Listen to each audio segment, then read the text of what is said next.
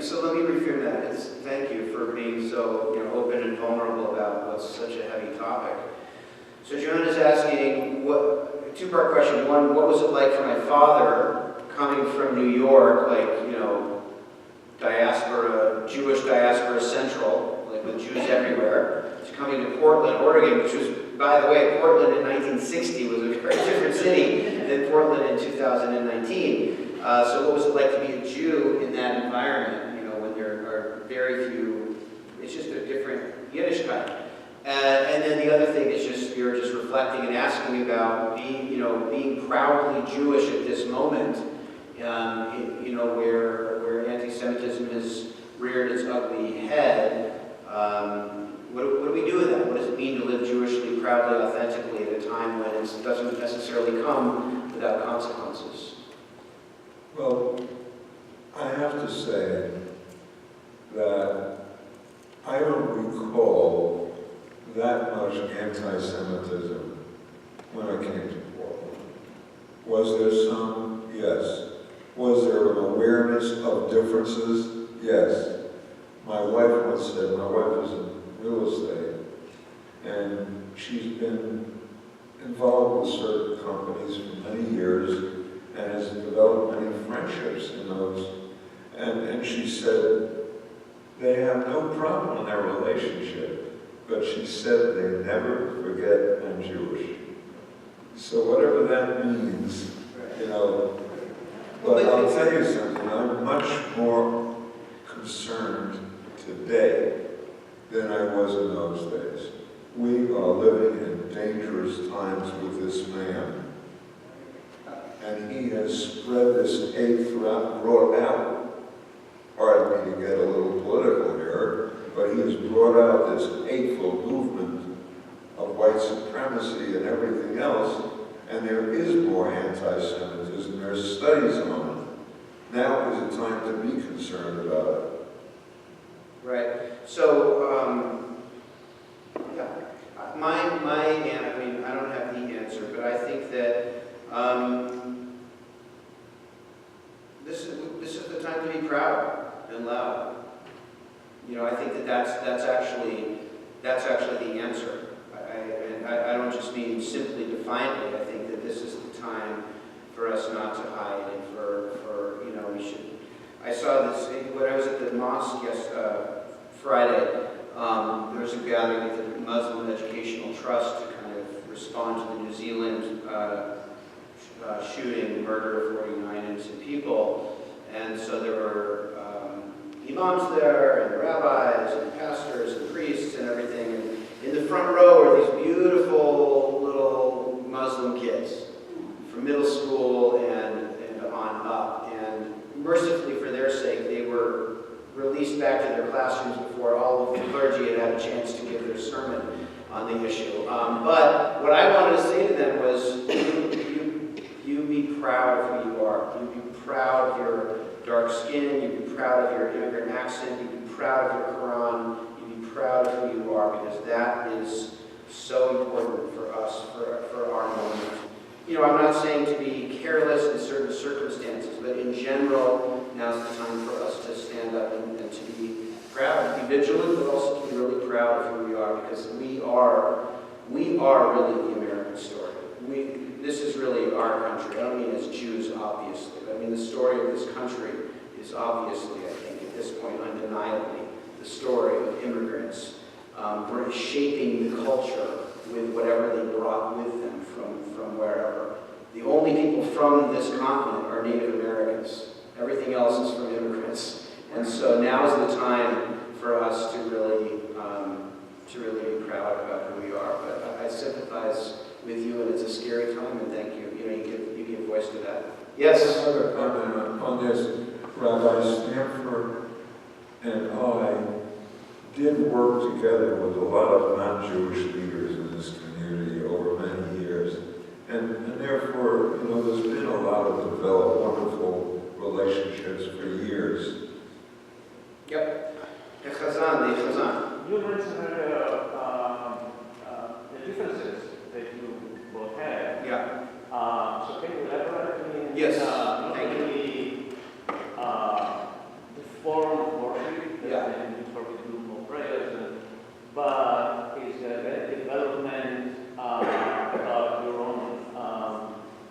spiritual Yeah, understanding, great. and poetry, then the difference between you and poetry. Yes. So the Chazan just asked us to elaborate on our differences not only in the form of worship, but just in terms of our understanding of a religious life and what it means to be, to be religious. You use the word spiritual, but he doesn't like the word, so I was trying to use the word religious. I use the word spiritual all the time, but here's a way into this. And you shouldn't feel trapped by this, but use it as a springboard. I've asked my dad to think of a teaching that kind of speaks to him as to who he is as a Jew, a verse or whatever, and that I would do the same. So why don't you start, and maybe that can be a way for us to talk about the differences and similarities. Let's focus on differences in our approaches as Jews to our religious lives. Well, when Joshua asked me that question this morning, I shot back in a second a reference to the first chapter of the book of Leviticus, Kadoshim. Kadoshim tiyu ki kadosh ani Adonai Elohechem. You shall be holy, for I, the Lord your God, am holy. And then it goes on, and what's interesting that in that book, you have not only the ethical aspects of, the responsibilities, what definition of what holy is, but also all of the other ritual things that are part of Jewish life. And admittedly, in my movement, we place greater emphasis on the ethical aspects of that challenge. It was a demand that, as far as God was concerned, God cannot accept any evil deeds of a human being, period. And it goes on in such great detail. When you get home, read the first chapter of the book of Leviticus, and you'll see what I mean. So say a little bit more about that. Are you talking about the whole history in particular? Yeah. Right, 19th chapter. But, so say a little bit more. Say a little bit more about how that speaks to you as a Jew, and just like when you said God cannot abide in evil. Say more. How does that play out for you, or how did that play out for you as a Jew? Well, as a Jew, it plays out for every time we see on television some horrible act, like the thing that happened in New Zealand. Doesn't make a difference who it is, or in Pennsylvania when the Jews were killed, or any of those kinds of situations where human beings, I can't believe some of the stuff we see on television, with the shootings that take place, the abuse of women that takes place. I mean, all of these evils, we have to be aware of them, and that's what this code tells me. It sensitizes us to everything that is wrong or can happen that goes wrong. Yeah, it's interesting because sometimes people will ask me about my father's rabbinate and how political he was, and they'll say, I'm so glad you, Rabbi Rose Jr., you're not so political because I want to hear Judaism and not politics. And I always want to say, have you read the Torah recently? Because it's a little hard to read the book of Exodus, for example, a moderately important part of our tradition, which is, what's it about? It's about a government that brutalized a people. What do you mean you don't like politics? Or, okay, if you don't want to debate the Chumash, the 5 books of the Torah, so let's talk about the Nevi'im, let's talk about the prophets. What do you mean? You got to read the prophets. It's political. There's no, it's impossible to talk about Judaism and not have it be political. Or read the book of Esther, which we're about to read on Megillah on Wednesday night. What's the whole thing about? It's about Mordecai tells Esther, get in there and make a difference. Get in there. She's at the center of power. The whole story is about a Jew who kind of passes and becomes center of power of her society, and the challenge is, will she transform the society? So I've never really, I've never been comfortable with people making that distinction because it's utterly false. However, it is true that my father, as he made clear, his rabbinate was made up of much, much more than this.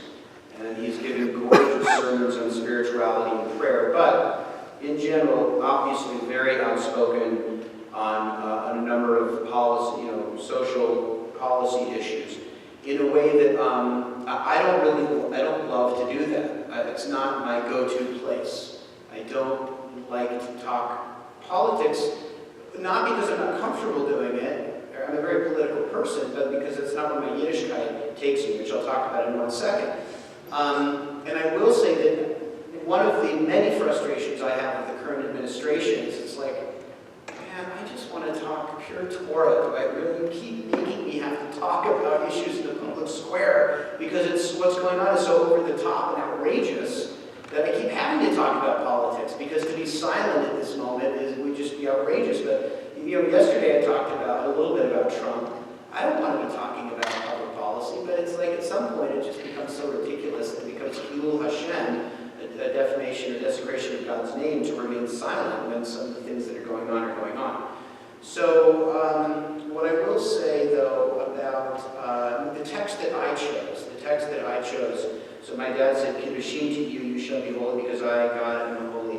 I chose a text from the Kotzker Rebbe, who is somebody I've been reading about a lot, and many of you have heard me talk about the Kotzker Rebbe, mid-19th century, if you want to place him a little bit. The Kotzker Rebbe talks about, he's talking about the story of the spies. You know the story of the scouts in the Torah. They go out and they survey the land of Israel to see if it's worthy, if they can go in there, if it's safe, and then they come and they bring back a report. And there's an issue of whether they're being truthful or not about what they see, because they come back and they say it's terrifying, it's true, it is it's a land of milk and honey, but it's terrifying and there are giants there, and if we go there, we're going to be destroyed. And so they're kind of accused of using Lashon Hara, of using false, slanderous speech, and also of lying about the land. And so the Kotzker Rebbe uses that as an opportunity to talk about truth. And he says, many people think that to be an Ish Emet, which literally means a man of truth, a truthful person, he says, most people think what that term means is it means that you don't tell lies, right? That something is a certain way, and then you would say, no, it's not that way. Like you see X, but you report, no, it's not X. But he says that's actually not what it means to be an Ish Emet. Telling the truth in that simple way is not really everything that constitutes becoming a person of truth. Becoming a person of truth is about seeing the world in a certain way and needing to understand it on its deepest level. Needing to understand how God is actually present in the world. When you commit your life to seeking how God is operating in the world, that's when you really become an Ish Emet. So when we use the word truth, we use it superficially too often. So that a person wants to square what they know about what God demands and what the state of the world is. That's really what an Ish Emet is. And I would say that for me, that speaks to me because I think that my obsession with reading Jewish texts and recovering everything I could find was trying to get some lens that I could use from the Jewish tradition to try to see an enduring truth in our world. And so to me, Judaism has been a tool for that, but because I believe that work starts with the individual, and I really think that this is, not that you would disagree with that, but I think if one had to simplify the difference between us, your emphasis has been so often on the public role and the role of Bnei Yisrael, and I think very often my Jewish trajectory has been very focused on an individual becoming an Ish Emet, on the individual, so that I think both paths meet in the same place. My interest has been on individual, we might call spirituality. And so then to answer another part of your question, in terms of what we are comfortable with, I'm comfortable with, I could walk into Kesser Israel and I would be comfortable with the davening there, right? I could pray there, I'd be happy with the davening. That's my style. And, that's not what I grew up with. And then in terms of what does my spirituality really look like, here you and I think, speak the same language, Cantor. If I have to choose a Jewish answer, I'm somewhat of a Kabbalist, right? That's ultimately what I think speaks to me is the thing that makes the most sense, the thing that seems to answer my questions about Torah and what it means, what our task is ultimately in life. I would say that I'm a mystic, and I don't think that would fairly describe you. So that's a difference between us. Well, then listen, and a Kabbalist in Spot would say, yeah, it also doesn't describe you. That's a different matter. Listen, if I were born 50 years later, right. I might have been the same as you. Right, absolutely. No, I think my dad, just in case you can hear, if my dad had been born 50 years later or 50 years earlier, I absolutely, you would be in my shoes and I'd be in your shoes. And I think that's a really, really important thing for us to keep in mind, just from the perspective of anava, of humility as Jews. As I like to say, some people are uncomfortable with the idea of God as melech, God as king, because no one likes this idea of, it's sort of fallen out of fashion to talk about God as this overwhelming Lord over all things. But there's a reason that metaphor has such traction and has worked for so long. It's because you get to choose some things in your life, but the most important things in your life you don't choose, right? Nobody here chose when to be born or where to be born. Nobody chose to be, probably when you met the most important people in your life, to you that looked and felt like chance, if you look back on it. So I think that the notion that I would have been the rabbi I am, had I been born in before 1950, let's just say that, it's ridiculous. I would have been my dad in some way, and I think that's an important thing to realize. Yes, sir. In the blue sweatshirt, yeah. That's going to be for both of you, and kind of goes along the same way. With your father as an Orthodox rabbi influencing you in more modern movements to come out of there, and the treatment of the king of the rabbi, that I read started in basically from between 1600 and 1800, the ability of the rabbi to make a ruling for his community in a balanced power between lay leadership and clergy. Respect for functionary purposes of the rabbi. How did that influence you to go from orthodoxy to reform, or how that was in your father's time to how it is when you made your decision on where you took your going towards more? So let me see if I have the question right. You're asking in terms of the difference in the role of the rabbi within what historically had been kind of the Orthodox function of the rabbi kind of being a decisor for his community. Yeah, I'd say within a city community. Right. And being the rabbi. Right. Making rulings. Right. Where, say, more leadership, and I read some of the contracts, in that time period where it wasn't, you were really working for the community. Right. As a functionary versus more of a regular Great question. teacher. Great question. So he's asking just about the trajectory, so coming out of the Orthodox world, where historically the rabbi in some ways was more of a functionary, an important functionary, but more of a functionary, and not an independent leader and teacher in the way that the rabbi became in the Reform movement. What was that transition like for you? Well, yeah, kind of the way his father was saying that they weren't treated. Right. And does that play into how you were saying that your father was concerned that Orthodox rabbis were treated very well? Is that related to the kind of historical position of the Orthodox rabbi as a little bit more of a functionary who was serving a very particular need for the community to rule on this issue opposed to, in the Reform world, and now I would say really all of the Jewish world now, practically speaking, where the rabbi serves a much broader role as a teacher and has kind of garnered more respect. Is that? You know, it probably was true in certain periods, but I wouldn't generalize like that. Okay. You know, we evolved over millennia. Right. And God Fair has enough. everything going on. Fair enough. Well, so how about this? How about just in terms of your dad's role as a rabbi and your perceived role as a rabbi, how different was that in your public life as rabbis? He was more like you. Right.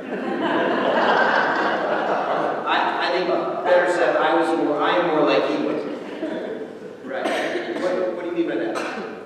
Well, what I mean is that, you know, while he had these strong feelings that we both share about the evils in the world and all of that, that wasn't his main focus. Right. His main focus was study and good cantorial music. Right. Learning and music, those were his focuses.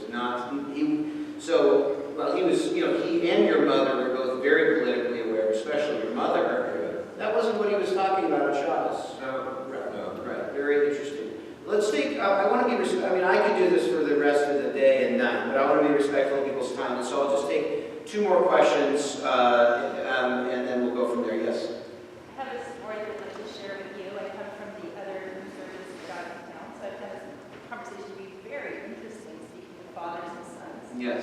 Back in probably 2001, 2002, before you went to rabbinical school, I was in attendance at a Friday night Shabbat service, and your father was talking about the history of the rabbin and his family. If I remember correctly, I think it goes maybe beyond your grandfather. Yes. Several generations, like 7 perhaps. It was quite... Right. 6 or 7 that we know about, and then family mythology says 15 generations of rabbis. So you can say, my great-great whatever grandfather, my grandfather was a rabbi,